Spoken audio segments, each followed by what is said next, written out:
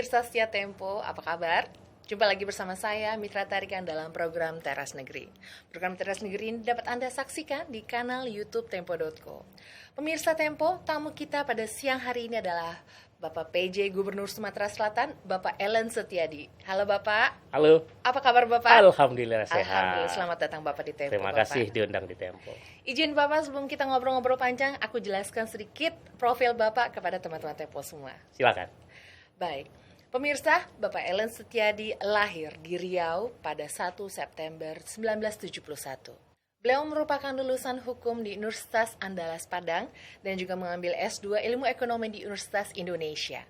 Bapak Ellen Setiadi juga merupakan sosok yang memiliki banyak pengalaman di bidang ekonomi. Sederet jabatan di Kementerian Koordinator Bidang Perekonomian pernah beliau lalui. Dan kini, Bapak Ellen mengemban tugas yang sangat berat, yaitu menjadi PJ Gubernur Sumatera Selatan.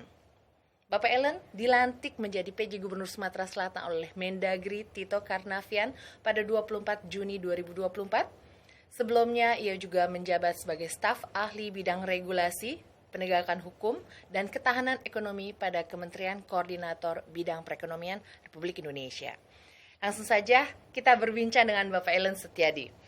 Pak, cukup banyak nih Pak jabatannya ya Pak ya, yang diemban sebenarnya ya Pak ya. Penugasan. Nah sejak Juni ini menjadi PJ Gubernur Sumatera Selatan. Ya. Ini kalau boleh tahu nih gimana nih Pak rasanya menjadi PJ Gubernur Sumatera Selatan? Tentu agak berbeda ya, baik dari persoalan yang kita hadapi, kemudian juga cara menyelesaikan persoalan dan implementasi, karena kita di kementerian lembaga dan ini adalah langsung di daerah, bersangkutan langsung dengan persoalan-persoalan yang ada di masyarakat. Tapi pada intinya persoalannya relatif sama, mekanisme penyelesaian dan cara kita untuk menyelesaikan persoalan tersebut.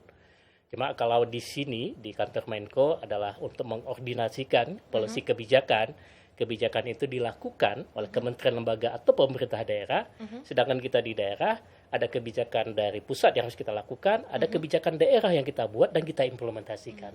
Jadi ada perbedaan dan ini sebenarnya memperkaya pengalaman kita, termasuk juga melihat cara pandang kita bagaimana suatu polisi kebijakan baik yang dibuat di pusat atau di daerah itu diimplementasikan untuk kesejahteraan masyarakat.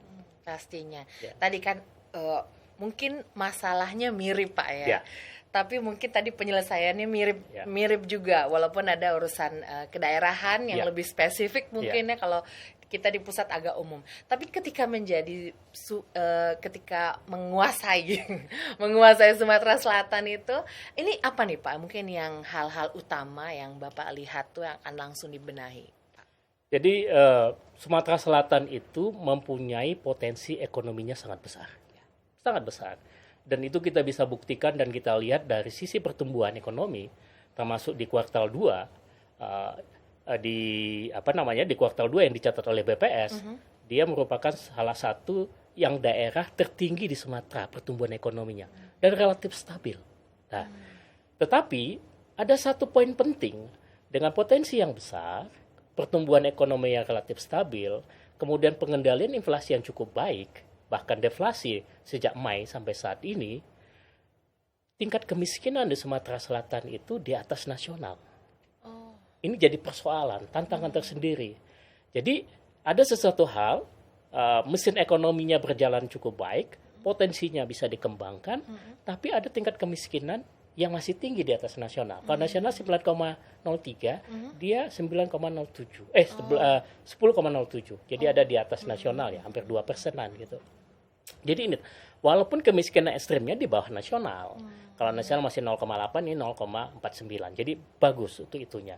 Tetapi secara umum tingkat kemiskinan itu menjelaskan bahwa ada persoalan tindak lanjut dari potensi ini yang belum kita lakukan pengembangan dengan cukup baik yang bisa langsung dirasakan oleh masyarakat. Nah, untuk diketahui bahwa Sumatera Selatan itu mempunyai sumber daya alam yang cukup baik dan besar. Itu PTBA ada di sana, berarti ada di sana adalah batu bara dan cadangannya termasuk yang terbesar di Indonesia. Kalau lihat data statistik bahwa ekspor dari batu bara itu dari Sumatera Selatan tercatat yang besar secara nasional ya. Kemudian kita punya namanya juga di sektor perkebunan. Kita punya karet. Karet itu kalau di catatan statistiknya bahwa Sumsel adalah pengekspor karet terbesar nasional. Ya. Kemudian kita punya sawit. Ya, punya sawit juga ini juga cukup besar. Kemudian kita juga punya pulp ya, itu untuk kertas. Ini juga besar sekali. Dan itu secara secara catatan ekspor itu mempunyai porsi yang cukup besar juga. Nah, terakhir jangan lupa kita punya potensi yang lain di perkebunan yang namanya kopi. Cuma sayang ada beberapa dari produksi atau produk dari sumber daya ini itu tidak di Sumatera Selatan tidak mendapatkan porsi hilirisasinya. Jadi produk kemudian dijual diekspor. Nah, padahal kan nilai tambah dari suatu produk itu diolah dulu ya. Berada di hilirisasinya. Nah, memang ada beberapa persoalan teknis. Nah, salah satu persoalan teknisnya adalah kita di Sumatera Selatan, kalau kita lihat di pesisir timur, outlet untuk pelabuhan lautnya ya, yang untuk ekspor itu kita masih mengandalkan pelabuhan yang ada Bom Baru di Palembang. Itu yang dibangun tahun 1800-an, 1890-an. Nah, padahal kalau kita lihat di pantai pesisir timur, mulai dari Aceh sampai ke bawah, itu ada pelabuhan laut yang bisa langsung ekspor. Misalnya di Aceh ada Lok Sumawe, kemudian di Sumatera Utara bahkan ada 2, ada Belawan, ada Kuala Tanjung, Riau ada Dumai, kemudian Jambi ada Kuala Tungkal. Nah, sini nggak dapat kita. Nah, makanya kita yang harus kita lihat adalah bagaimana infrastruktur kemudian adalah mekanisasi untuk memproses hilirisasi ini, kita lakukan penyiapan dengan baik. Salah satunya adalah kita mempercepat untuk penyelesaian pembangunan pelabuhan laut yang ada di Tanjung Carat. Dengan demikian kita punya outlet, sehingga dengan demikian dengan ada outlet pelabuhan laut ini, proses manufacturing, produksi, hilirisasi itu paling tidak bisa kita taruh di sini. Selain kita juga menyiapkan yang lainnya, misalnya adalah budaya, kemudian juga pembinaan, dan lain sebagainya. Misalnya yang tadi saya katakan bahwa yang paling gampang lihatnya kopi ya. Kopi itu secara produksi nasional, 200.000 ton itu berada produksi hasil dari Sumatera Selatan. Lebih tinggi dari Aceh, lebih tinggi dari Jambi, lebih tinggi dari ini. Tapi tidak pernah mendapatkan nama. Orang tahunya kopi Lampung. Ya, padahal Lampung itu memang pada sebahagian ada kebun kopinya, tetapi produksinya secara BPS catat ya. Tidak jual kecap nih, tapi datanya BPS, jangan salah. Dia data BPS sampai 200.000, produksi tertinggi itu ada di Sumatera Selatan. Dan salah satu unggulannya adalah bahwa di Sumatera Selatan menghasil kopi Robusta yang masuk kategori premium karena dia Robusta berada pada dataran setengah tinggi. Jadi ini juga satu unggulan. Jadi ini yang kita harus kerjakan, kita lihat, kita ajak teman-teman, kita ajak produsen, dan ini semua semangat. Tetapi satu pertanyaan mereka selalu adalah ketika kami ingin menjual ke luar negeri ekspor, kemana kami harus menjualnya? Artinya outlet pelabuhannya di mana? Nah, maka Tanjung Carat itu salah satu solusi untuk kita menyelesaikan ini semua. Jembatannya untuk keluar ya, berarti Pak ya. Kan produksi kan harus ada outletnya. Outlet itu tempat keluarnya. Tempat keluar itu adalah infrastruktur pelabuhan. Nah, pelabuhan itu yang harus kita kejar. Dan alhamdulillah beberapa persoalan ini sudah kita selesaikan. Mudah-mudahan dengan pemerintahan baru ini bisa mempercepat proses itu. Skemanya sedang disiapkan oleh Kementerian Perhubungan Laut. Ini udah hampir jadi berarti? Skema sudah hampir jadi. Tinggal nanti finalisasi. Waktu itu masih menterinya Pak Budi Karya. Tapi kami juga terus komunikasi dengan Pak Dirjen, Pak Antoni, Dirjen Perhubungan Laut. Ini skemanya sedang disiapkan. Nah, sedang disiapkan itu nanti tentu kita dorong cepat untuk ini kita bisa langsung operasional. Karena beberapa perusahaan besar sudah menunggu ini. Misalnya Pusri tidak lagi cukup kuat untuk mengeluarkan produksinya di Sungai Musi. Batubara, kemudian juga ada tadi hilirisasi mungkin karet, kemudian produk lainnya, mungkin kita CPO ada turunan juga. Itu butuhkan itu pelabuhan semua dan kawasan industri. Jadi ini kita kerjakan supaya ini lebih cepat membangkitkan ekonomi di Sumatera Selatan. Tidak hanya potensi, tetapi potensi yang sudah kita olah dan hilirisasi sehingga nilai manfaatnya dapat di masyarakat kita. Sehingga tadi tingkat kemiskinan secara teorinya kalau hilirisasinya dapat. Karena dengan hilirisasi misalnya gini. Kopi itu kalau ditangani dengan baik ya. Nilai hilirisasinya sampai dengan ke ekspor itu premium itu 20 kali loh. Bayangkan jualannya langsung meningkat 20 kali ya. Karet bisa 4 sampai 5 kali. Jadi misalnya kayak gitu kan. CPO lebih lagi. Jadi nah kalau ini kita ambil secara ekonomi kita distribusikan kepada masyarakat yang tadi masih kemiskinan 10,97, saya yakin akan bisa turun. Jadi ini kira-kira strategi kita, tidak hanya melihat dari sisi tingkat kemiskinan, tapi kemiskinan hanya bisa kita atasi bagaimana kita mengolah sumber daya alam yang ada dengan kegiatan produksi ekonomi. Nah, ekonomi itu butuh infrastruktur. Palembang itu salah satu kota yang cukup kuat infrastrukturnya, saya sampaikan. Jalan tol sudah sampai ke Palembang, ya kan? Dari Bakahuni Palembang. Kita lagi kerjakan menyelesaikan Palembang sampai ke Jambi. Nah, Jambi sendiri kan sudah sebagian segmennya sudah kemarin sudah diresmikan oleh Pak Presiden Jokowi ya.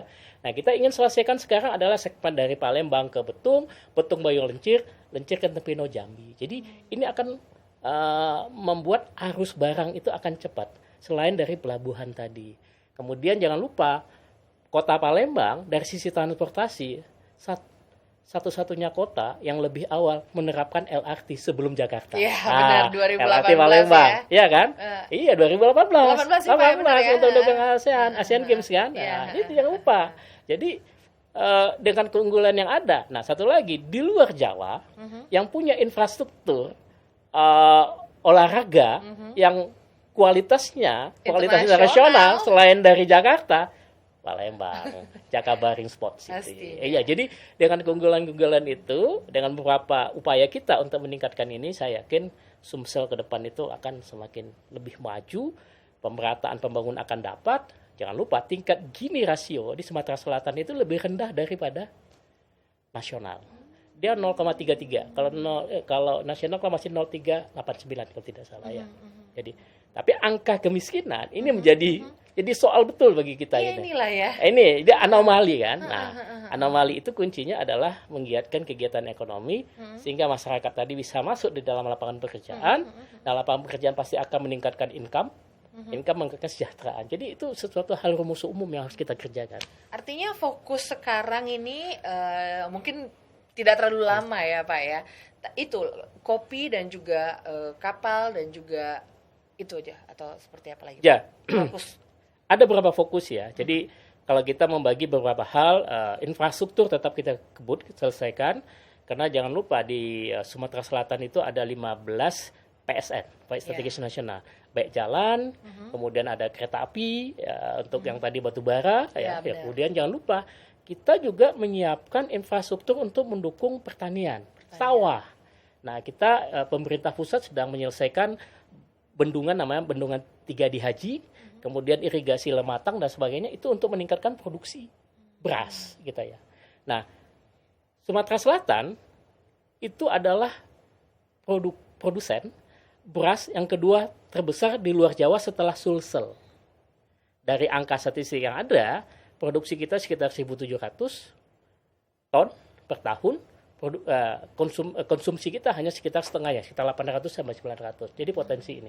Nah, dari sisi lahan, kita punya potensi lagi kita bisa kembangkan untuk menjadi basis untuk peningkatan produksi beras.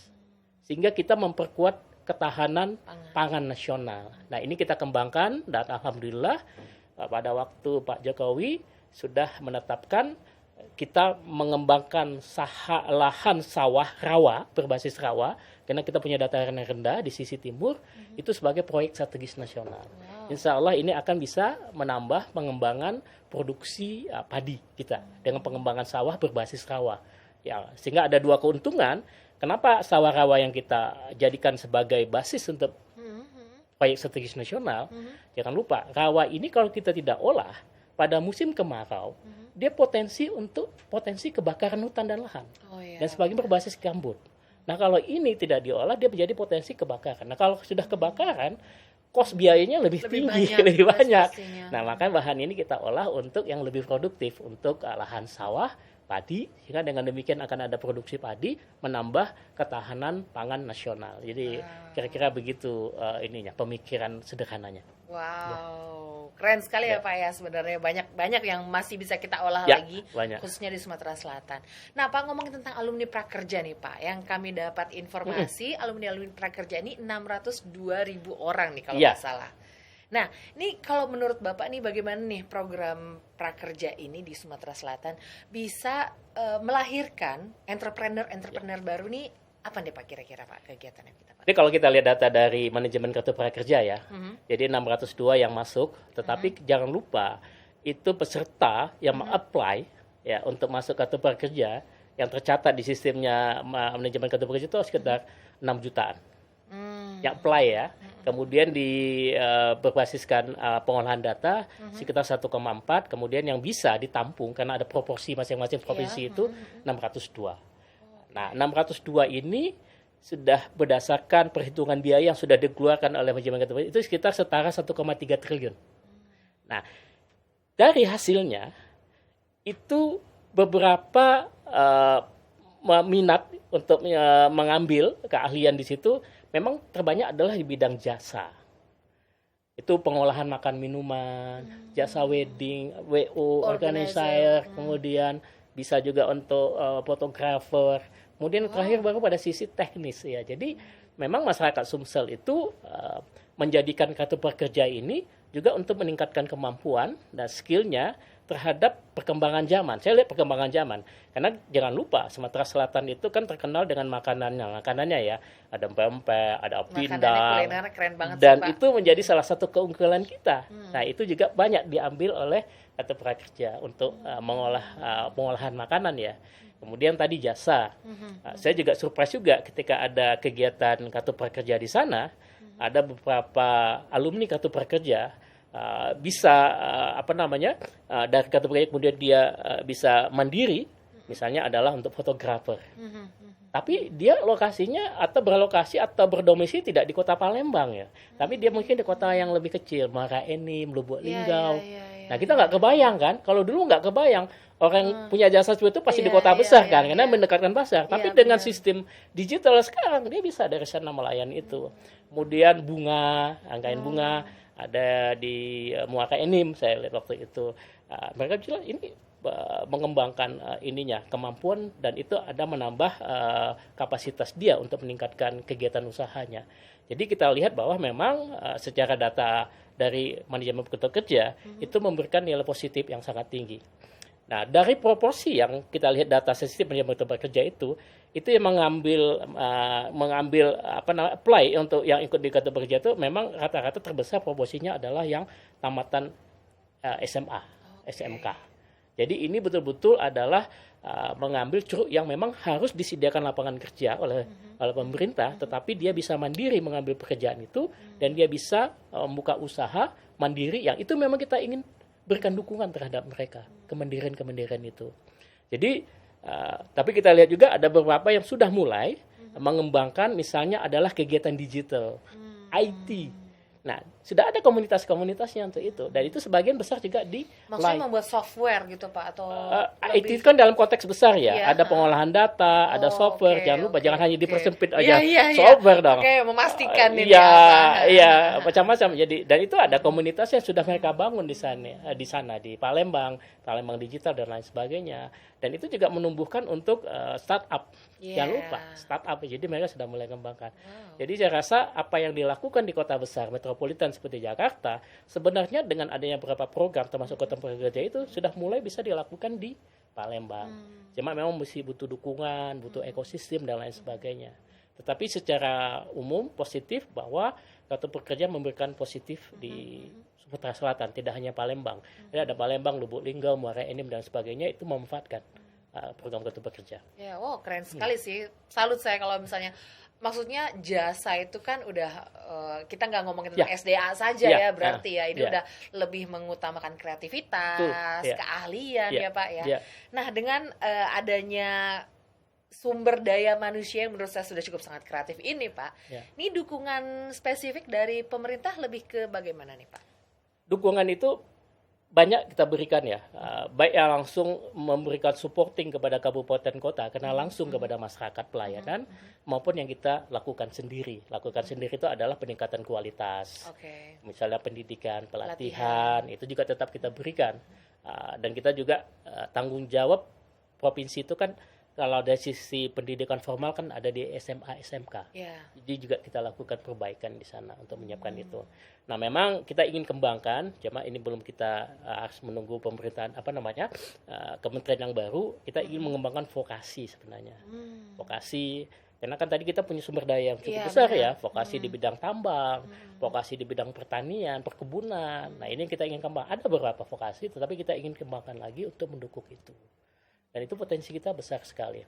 Kami kemarin dengan Bank Indonesia, OJK, yang termasuk dalam tim pengendalian inflasi daerah, itu juga sudah mulai mengembangkan beberapa proyek ya, mulai dari siapa misalnya adalah di catatan kita di BPS itu, salah satu sumber inflasi yang terus ada di Sumatera Selatan itu adalah cabai misalnya. Oke. Karena kan ya kita kan suka cuko Iya, pedas ya, pindang, Benar, sambal dan lain benar, sebagainya itu benar. butuh cabai dan cukup pedas sih cabai.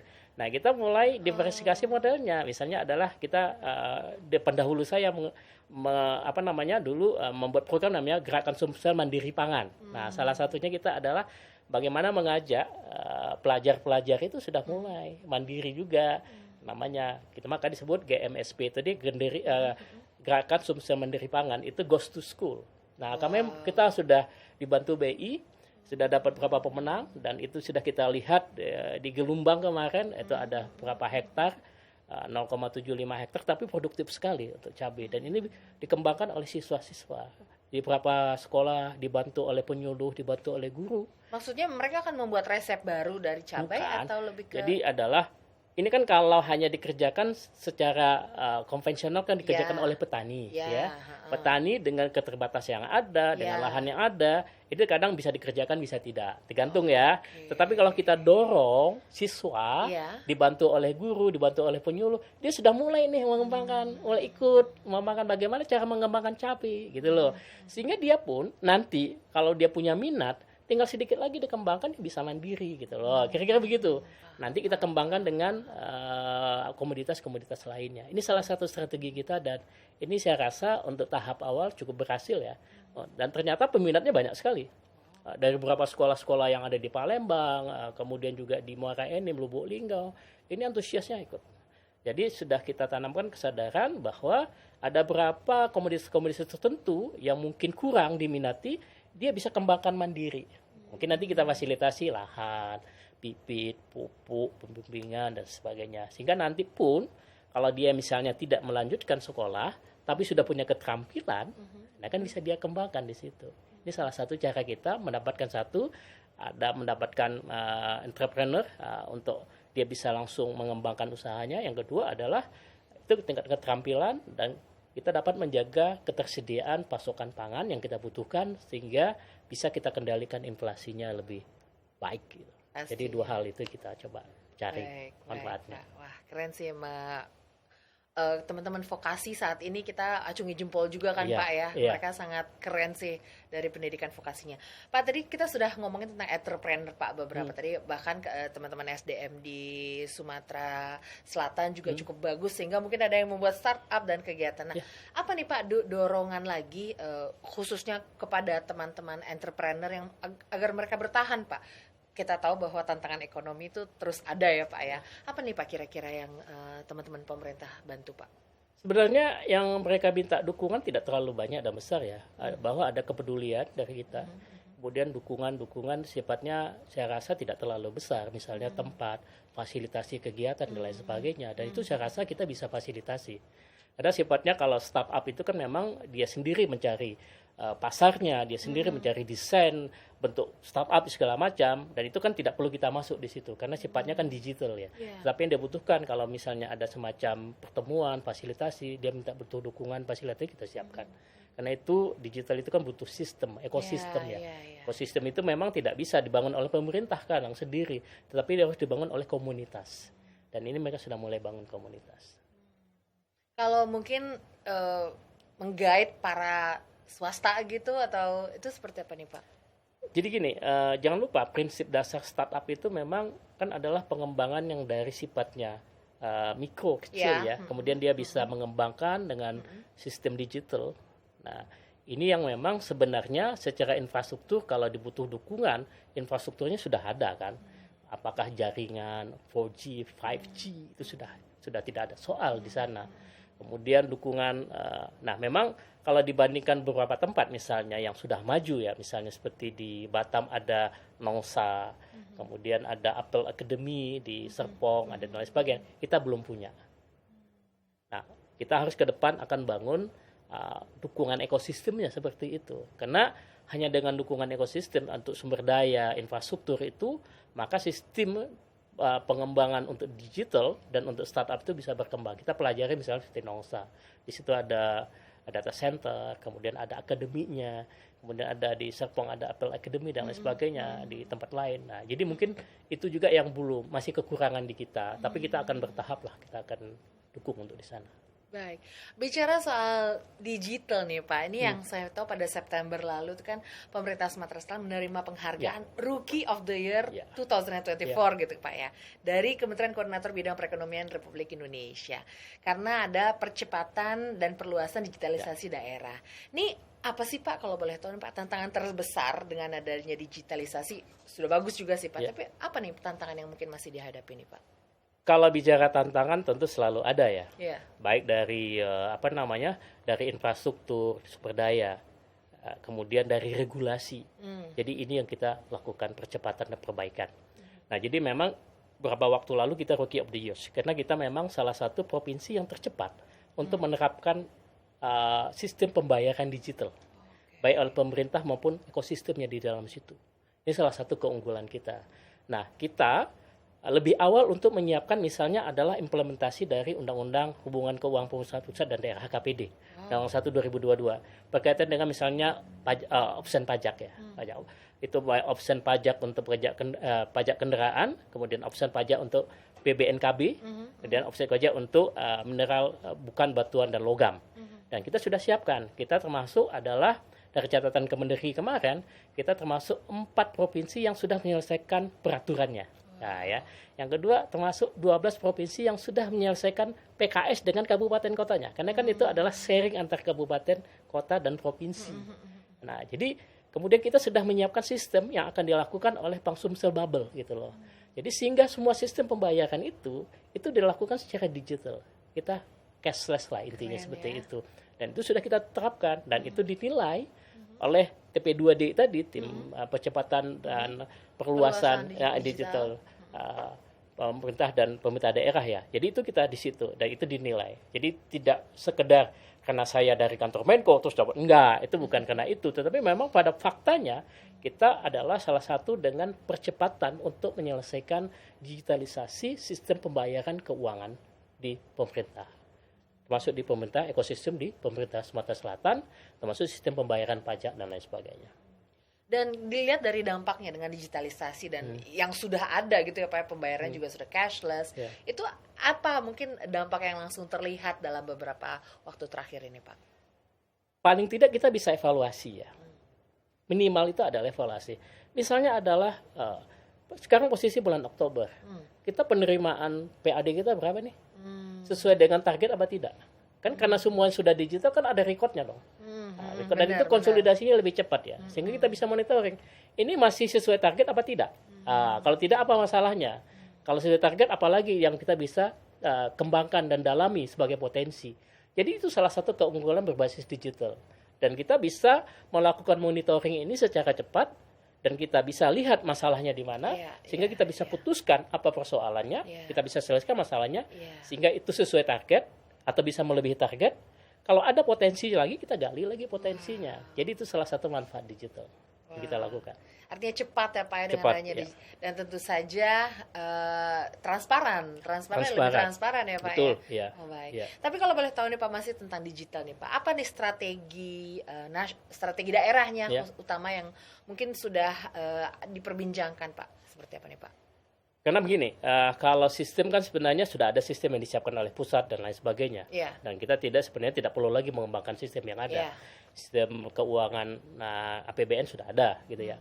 Yang kita bantu adalah bagaimana sistem itu adalah melayani masyarakat tadi. Misalnya ada pembayar pajak masuk ke sistem dan sebagainya, terkonsolidasi.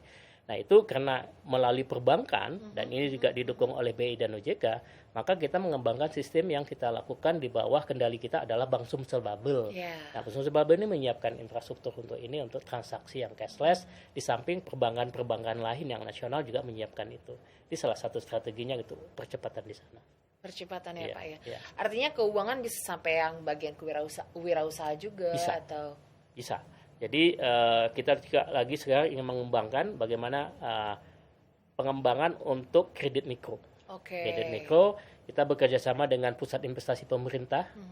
Selain dengan kur mikro yang ada yang dilakukan oleh perbankan-perbankan itu, kita perluas lagi dengan pusat investasi pemerintah dan kita sudah tanda tangan MOU-nya 3 bulan yang lalu dan sekarang kita sudah mulai implementasi di beberapa koperasi misalnya. Itu tentu akan dilakukan transaksinya melalui digital juga. Jadi itu akan lebih mempercepat penyaluran, percepat evaluasi, monitoring dan lain sebagainya dengan adanya sistem keuangan digital ini. Penyaluran bantuan atau bukan lagi? Kalau tadi kan KUR ya, kredit usaha rakyat, kan bukan bantuan ini. Ini KUR yang memang difasilitasi oleh untuk usaha, sehingga itu bisa menggerakkan ekonomi. Kemudian itu bisa kita lakukan evaluasi melalui infrastruktur yang ada, termasuk melalui sistem. Siap, wow. Ini menarik sekali ya perbincangan kita khususnya tentang digitalisasi. Menurut saya itu adalah inovasi-inovasi yang sangat dibutuhkan khususnya di beberapa daerah di Indonesia. Bapak, tapi ini nggak terasa Pak, waktu kita sudah habis sebenarnya Pak. Tapi mungkin sebelum menutup pembincangan kita, mungkin Bapak ada sepatah dua kata terakhir kepada teman-teman kita untuk Sumatera Selatan Pak. Silakan Pak. Jadi memang Sumatera Selatan mempunyai potensi sumber daya yang cukup besar. Dan kami yakin kalau ini kita kelola secara bersama, dan akuntabel, transparan, saya rasa ini akan bisa memberikan manfaat yang lebih luas ke masyarakat kita, sehingga itu bisa meningkatkan kesejahteraan masyarakat, dan kami yakin bahwa ke depan kita lakukan beberapa perbaikan, penyiapan, pengembangan ekonomi, maka Sumatera Selatan bisa menjadi pusat pertumbuhan baru, tidak hanya di Sumatera, tetapi juga di nasional. Insya Allah. Baik, Bapak terima kasih banyak Bapak sudah hadir di sini. Pemirsa, program Teras Negeri akan kembali dengan sejumlah kepala daerah yang memberikan inspirasi untuk kemajuan negeri. Akhir kata, saya Mitra Tarigan beserta seluruh kru yang bertugas pamit undur diri. Salam sehat dan sampai jumpa.